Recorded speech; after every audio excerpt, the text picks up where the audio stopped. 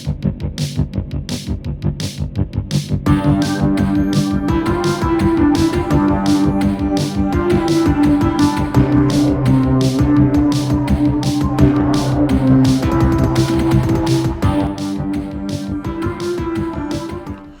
folks, welcome back to the buffet. It's Levi, and I'm here again to finish my debate as to which of the Souls games is truly the hardest. Oh, and lies. I'm here to bring you lies and mistruths. I'll try and tone down my hyperbole in this review. Apparently, using words can upset people. I digress. If you've been following along with this journey of a Soulsy self-discovery, I finished Dark Souls 2 and had deemed it the most difficult of the Souls games for various reasons. Mainly the environment's antiquated stat systems, and a few standout bosses proving to be extremely difficult. With that said, I finished Dark Souls 2 and jumped right into 1. At this point, I felt like a veteran and began plowing through the beginning. At least the tutorial island where you fight your first boss against the Asylum Demon. It was also nice having a refresher boss fight at the beginning, which 2 for some reason decided to forego. It feels like it just makes sense. Now, he's a total slow blob, so I made short work of him. I did find it funny how during your character creation, they give you classes to choose from with armor included, only for you to immediately become over-encumbered the moment you walk, forcing you to ditch parts just to have a faster move speed and dodge roll. If this were my first time playing, I'd probably be annoyed, but at this point this seems par for the course. Gotta work up that endurance ASAP. Alright, Asylum Demon down, we head out the big door and are thematically whisked away by a large bird. What's with these games and large birds just taking us where we need to go? Miyazaki's love for Lord of the Rings is showing in every game, apparently. Alright, we've landed at the Firelink Shrine and... oh god, what a dump. I get that every place is a dump in these games, but this place... jeez. If depression were a physical location, this might be it. Fully equipped with a sulking sad sack to boot. There are a few directions one can go, but let's be real, you should only head to the Undead Burg. Heading anywhere else, i.e. the Catacombs or New Londo, will be met with death as you can't kill the Skellies without holy magic, and you can't kill the Ghosties without a special item to buff your character. You can try, but it's pointless. Also, man, the aggro on those skeletons in the graveyard nearby is impressive. They do not give up. The Undead Burg is a great starter location. It's classic. It's what started it all. Cramped streets, dilapidated rooftops, and a ton of undead mobs to trash. Even though the first bonfire isn't very far up into the buildings, on my first run-through, I did find I really needed to pace myself. At the beginning of the game, these dudes will mess your shit up, as expected. I spent a fair amount of time in this stretch alone, just grinding souls and getting a feel for the game. There's also a cheeky black knight hiding below this area, just waiting to ruin a new player's day. I tried, but he was just too much for me at this point. It's a slow move through the initial burg, but over time it felt familiar and almost comforting, like a crappy playground around the corner. Sure, you might get tetanus from the monkey bars, but they're your monkey bars. And at the top of those monkey bars is your first real monkey to fight, the Taurus Demon. Man, to live in the shoes of someone who got to play the game for the first time, pre-internet guides and spoilers, I probably would have shit my pants seeing him for the first time. He's huge. He also has one major weakness, and it's a game's way of teaching you a new technique that wasn't in Demon Souls, the lunging drop attack. If an enemy or boss is below you on a ledge, you can walk off, hold your attack, and you'll perform a lunge attack, driving your weapon into their skulls, doing massive damage. That's the key to this fight. Bait him to the ladder, hop down, and do big numbers. If you're good, you can keep doing this process by having him run to the opposite side and then doing the whole thing over again. You can also meet him on the ground. It's a little tougher, mainly because he dishes big numbers at this point, but he's slow and has like 2 moves. The bigger issue with meeting him on the walkway is that sections of the wall are missing. You know where I'm going with this. I feel like I've seen countless videos of the same thing happening to everyone. Either you walk off yourself trying to dodge or avoid a swing, or he just straight up sends you off with a single hit. In the end, this fight can be hard if you don't know the lunge strat, but knowing it trivializes the fight, thus making it, in my eyes, a bit of a gimmick fight. But all in all, he's a classic, and I love him. After beating Taurus, you get to meet your first and only Souls bestie, Solaire of Astoria. This guy is MVP. He's a snazzy dresser, he's the only person who's optimistic, and he will demo any boss in a fight. As long as you always find him and run his dialogue, and use him in fights where he's available, he'll show up for most of the hardest fights and be a huge help. You'll see in my playthrough, I made sure he was around whenever possible. This is the part of the game where some people may say Dark Souls 1 has some Metroid-inspired design. After you cross the bridge, battle your way past war pigs, and make it to the church, you'll find an elevator. It takes you down and back to the Firelink Shrine.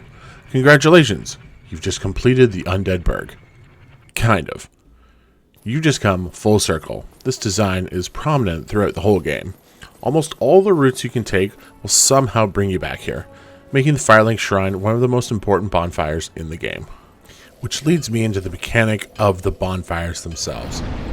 This is an interesting system that doesn't carry over to any other game going forward, but it is a great idea nonetheless. Instead of finding items to increase your flask usage, it's tied to the bonfires you find. You need to offer your humanity at the bonfire, and in turn, when resting at said bonfire, your Estus flask count will jump from 5 to 10. Humanity, if you're wondering, are items that drop from enemies and are found in the world. Their purpose is to cleanse you and bring you back to human form. While in human form, you're also able to summon NPCs during boss fights. So these items are the bread and butter of the whole game and are not easy to farm. So using them to increase your Estus at bonfires is somewhat of a risk-reward system. Later, you can find another item that will allow you to increase your total count to 20, giving you more than enough charges to make your way through the game. When using a humanity at a bonfire, it is tied to exclusively that bonfire alone and doesn't carry over to other bonfires you find later. I like this system because if you're struggling with an area, you can offer up a humanity and give yourself a boost. But if you find you're doing alright as is, you can just continue on. It's almost a way of adjusting the difficulty for the player. It doesn't make things easier to kill, but it does give you a huge edge in terms of longevity in battle. Hardened players may never need to upgrade a bonfire during their entire playthrough, while a lesser player can feel the comfort in knowing that they could really play the game with less stress, knowing they have loads of Estus to work with. I like the system, and I think it can make things easier on the player. 2 did away with this altogether, so you needed to find special items to upgrade, and it was 1 charge at a time, so 2 still sucks for Estus upgrading. Getting back on track. You're almost ready to ring the first of 2 bells. The first bell is at the top of said church. So head from Firelink, elevator up, kill mobs, and proceed through the door. It's time for a classic fight, the Bell Gargoyles. Now, in Dark Souls 2, you got the pleasure of fighting around 5 gargoyles at a time. It was absolutely brutal, and I needed an NPC to help. How bad could this fight be? It's only 2. Well, I found this fight to be so punishing and unfair that I almost gave up playing the game entirely. The OG gargoyles are way tougher than I expected. I must have tried this fight like 20 times, almost winning a few but never getting it. They have some totally unfair range with their tail swings as well as their fire breath, which they can spew from both the ground and flying above. Even with grinding levels in the Burg, I never felt like I was A, doing any damage, and B, able to survive more than 2 solid hits. I was ready to call it. Then I realized like a dummy that I wasn't using any summons to help this fight. Turns out you can free a dude in the back of the church who will help, and you can summon your bestie Solaire to join in. And when I did, something amazing happened. Solaire just practically one-shot the gargoyles. His lightning sword attacks were so strong, it took maybe 2 or 3 hits and they were dead. The fight was over so fast, it was comical. Without summons, this fight felt impossible. As soon as I added NPCs, it became a joke. I'm not sure if this is a good thing or a bad thing though. I think I would have preferred to feel like I stood more of a chance alone than having to depend on NPCs, and when they were there, I would have liked for them not to completely obliterate them without any trouble. So this fight went from one extreme to the other. It just felt unbalanced all around. Not too many fights going forward felt this way, so this fight is an outlier in my opinion. It's brutal alone and a cakewalk with friends. But I'm not going to kiss a gift horse in the mouth, as our friend Miyamoto would say. And with that, I rang the bell. Great. Now what? I guess I go, air quotes, down, as someone had mentioned. Ah yes, the vague directions of cheeky NPCs, a true staple. The correct way is to get a key to the depths from a certain boss in the lower Undead Burg that you can now access. See, we weren't entirely done with the Burg. And I'm talking about the Capra Demon, another legend in the pantheon of Souls bosses. While not huge, he is a brutal fight, mainly because this fight takes place in a teeny tiny alleyway with almost no room to maneuver. There's a staircase at the back left which leads to a ledge. That's it. That's the arena. Also, when you enter, there are 2 dogs waiting for you as well. Everyone knows deep down that any dog from any Souls game is the true enemy. So you need to dispatch the dogs ASAP while avoiding the Capra Demon's wide punishing swings. Once they're done, you need to do another bait and lure tactic to have the Capra Demon on ground level while you take refuge on the stairs. I would do a few heavy attacks from the steps and make my way up the back ledge. If you went down to the ground below, I could perform my trusty lunge attack and do massive damage. Then, in panic, run back up the steps and start the process over. That's generally the goal. After a few bait and switches, you'll have dispatched him with little struggle. This fight was more annoying than anything, but once you figured out his walking pattern, it wasn't too bad. Once he was down, I got the key to the depths and could continue on below. The depths are a fun sewer area with winding paths, trap holes, and a giant boss that felt like the biggest one I'd fought so far. There is also a giant rat boss midway through, but he's not really a problem at all. The basilisks are more of a problem in this area. Once you get to the bottom, you're going to run into the Gaping Dragon. I remember seeing the Gaping Dragon in ads for Dark Souls and thinking, this game looks way too hard for me. How can anybody fight something so large? He definitely has a massive presence, and his arena is one of the largest in the game. And for good reason. While he looks menacing and gross, he's actually one of the easiest bosses in the game. No gimmicks or special levers to pull, no general weaknesses or anything. Just a simple, bait him to do his rushed lunge attack and move out of the way. This fight, while having some awesome music and scale, was nothing more than a sit and wait fight. He's very slow and easy to avoid. I had no issues with this fight at all, which kind of broke the illusion over all these years of seeing him as an iconic, menacing boss, only to find out he's kind of a pushover. After killing him, you gain access to Blighttown, a location that has become synonymous with frustration. It's a mess of wooden pathways and catwalks. It's littered with these giant infested barbarians, ghouls, and blow dart snipers. The biggest issue is the blow dart snipers, as they're well camouflaged and can give you poison status with 2 hits. If you didn't already learn this from getting poisoned from rats at the beginning, getting poison status in this game can be a death wish if you don't have the proper items to cure it. So any run through here can be short-lived just by getting sniped. I would argue they're the most frustrating part of the entire area. The good news is, they don't respawn after being killed, so it's your main priority to kill them as soon as you can. Magic or a bow will do the trick, as getting close to them is almost impossible unless you know the area, which, if it's your first time, I'm going to assume you don't. Future runbacks to the next bonfire will be easier with them gone. Aside from them, the area is deliberately confusing. I can see why people would have hated this place the first time they encountered it. It's not a simple path, and it can take a while to navigate the entire area. Getting to the bottom and finding the bonfire is a major relief. At the bottom is an enormous poison swamp with giant bugs everywhere. Like all poison swamps, you just need to suck it up and book it through the waters to the next area. You'll spend very little time here unless you must grab every item sitting out there, but I didn't even bother with most of them. Head across to the giant spider nest, and we're ready for bell number 2. Blighttown, I hardly knew ye, and I never want to come back.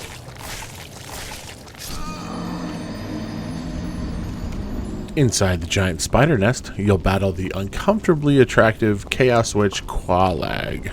With the upper body so nice, you'd forget that it's attached to one of the grossest spider bodies in all of the Dark Souls.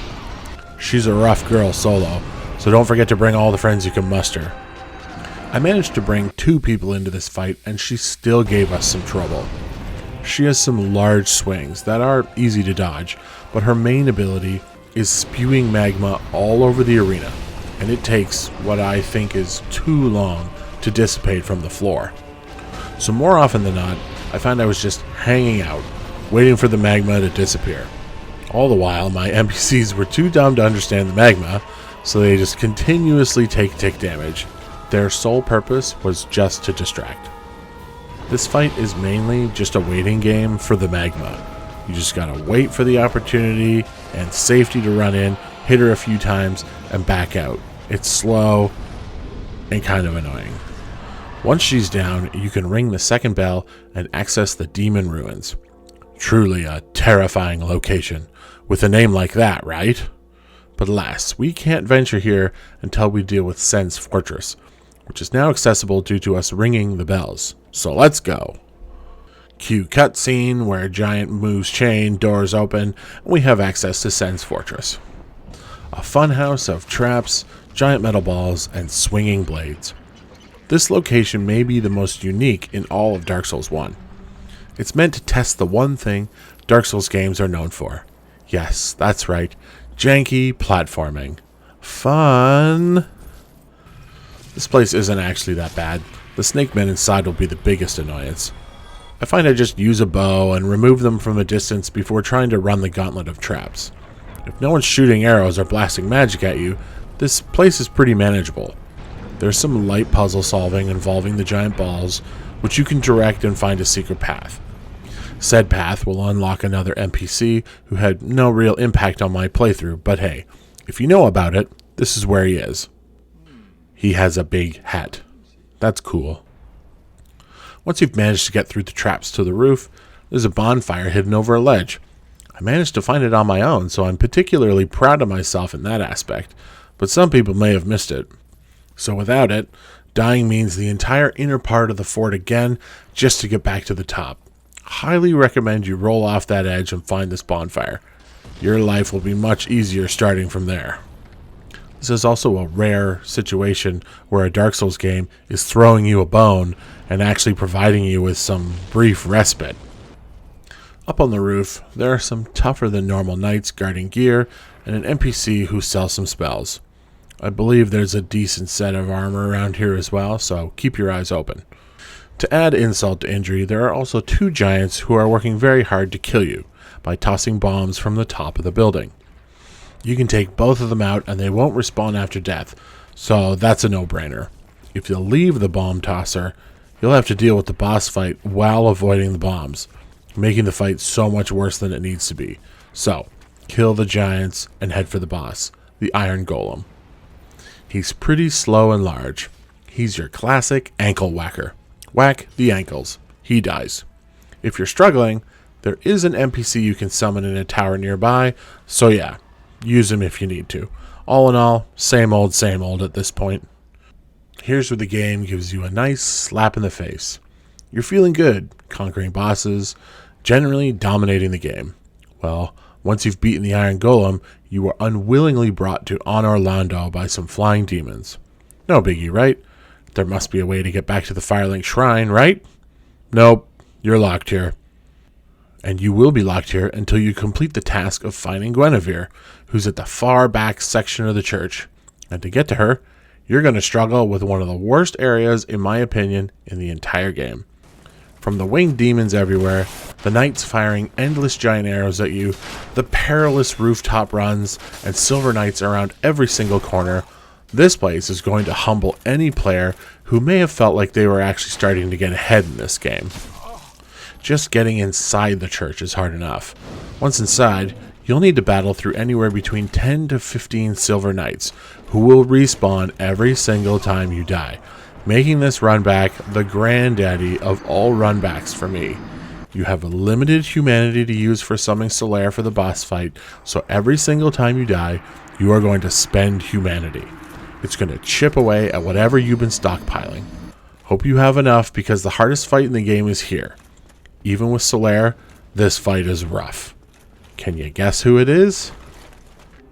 That's right, it's the OG duo that broke the internet back in the day and is still kicking everyone's ass to this day. Smaug and Ornstein. One fatty and one speedy. I spent days on this fight. It was insanely rough. From the moment you enter the fog door, Ornstein will come flying down with his lance attack and make short work if you're not on your A game for dodging. Then it's an endless aggressive fight where you'll spend more time just trying to avoid one of them, only to get wrecked from some wayward swing or smash from the other guy. Having Solaire here is a must, as he'll tank quite a lot of damage and keep one of them occupied. God help you if you've aggroed both of them, because they close in fast. I was starting to worry after each death if I could even do this fight.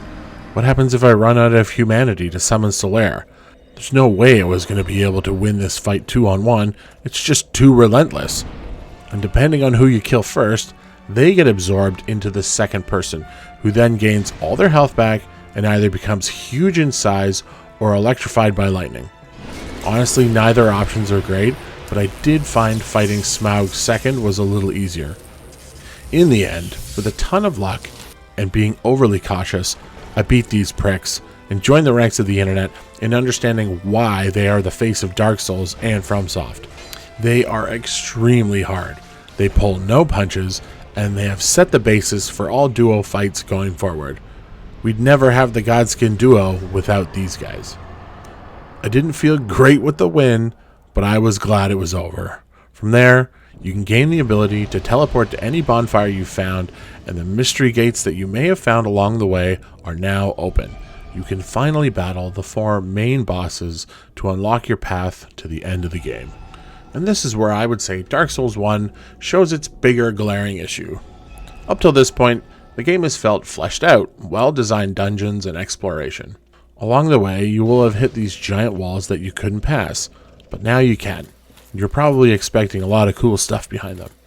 But as soon as you enter the areas, you'll notice each of the new areas is devoid of anything. It's like the devs have spent all their time and budget on the first half of the game and had nothing left over to make these areas interesting or creative. Now, that's not entirely true. I will say that the Grand Archive is the most interesting new location to unlock. It has some minor puzzle solving using rotating stairs, a cool dungeon to escape from, and generally just has a nice aesthetic. But then you come to the Crystal Caves behind the Archive, and this area just feels like a very lazy mess. And on top of that, they expect the player to learn these invisible catwalks that are littered everywhere just to get to the boss. It all feels a little rushed and last minute. The entire lower area for the Demon Ruins is just mostly a flat open area where the enemies are all bosses who have been relegated to simple enemies, Taurus and Capra Demon respectively. There's another Asylum Demon boss, but his only difference is that he shoots fireballs and is kind of like on fire, but it's mostly the exact same fight. After him, this leads to Lost Izalith, which is a total mess of a location. Before getting there, you have to battle the Centipede Demon, who is so cheap. All the while, the arena is just an open area of magma. Only after beating him will you gain a ring that lets you walk on magma. Okay, fine. So you get to the next area and it's just a walking puzzle past enormous monsters that you can't really kill, so you're just running to the back area because why bother engaging with anything at this point? The final boss of this area is one of the jankiest gimmick bosses in all of Dark Souls.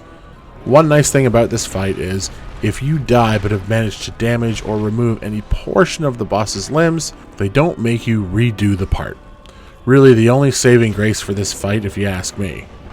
So you damage some weak points and don't fall through the holes that spring up seemingly out of nowhere, and you'll find yourself heading into the heart of the monster. which is just a bug being protected by a shield. Smash the bug and the fight is over. I get what they were going for in concept with this fight, but this fight really needed more love. It just plain sucks. If you manage to dodge his enormous swings, which is way overpowered, you're looking out for these holes that seemingly pop up out of nowhere, and the final hole you need to actually fall into to land on a route is so difficult to get at some points that it just seems like they just could not figure out how to make it work. All in all, just a terrible fight. The other 3 fights are fine, I guess. One's a dragon in the crystal cave. Really, all you have to do is run around him counterclockwise and whack his legs and the fight's over. He has an ability to wreck you with some magic AoE attacks, but again, if you're running counterclockwise, he'll never do the move. It's very silly and anticlimactic. Gravelord Nito is somewhat challenging, until you realize that the endless mobs of skeletons don't spawn if you just stay right at the front of the room where you enter. You still need to avoid his attacks and play accordingly, but his run back is more annoying than the actual fight. The catacombs he's located in are the hard part of his section. It's pitch black, so you'll be using a torch in one hand, or if you have a certain helmet that emits light all the time, you can breeze through this area. There are these creepy giant bear skeletons everywhere, but they have the vision of Stevie Wonder, so getting past them is no issue either. The Canon AE1, a camera so advanced, so simple, even Stevie Wonder can use it.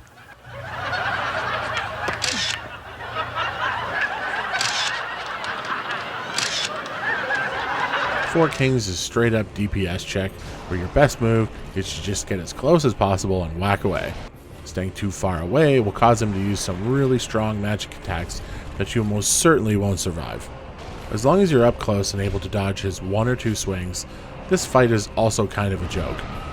Now, I will say I had managed to get one rare item in the game that has a 20% drop rate from one single enemy. It's the Black Knight's Halberd. Its damage output is so busted that it makes every other weapon in the game obsolete.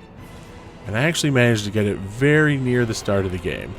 Once I had the strength points to use it, I never went back. This is very much a factor in why these late game bosses just seemed so easy to me. If you didn't get this weapon or even knew about it, you probably had a very hard time with endgame content. And if you didn't get it, well, I say, sucks to be you, I guess, because this thing broke the game. With all 4 of those bosses beaten, you can finally access the final boss, Gwyn, Lord of Cinder.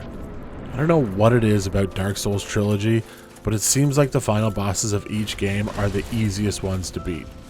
I barely spent any time on this boss because he has one hilariously easy swing to parry.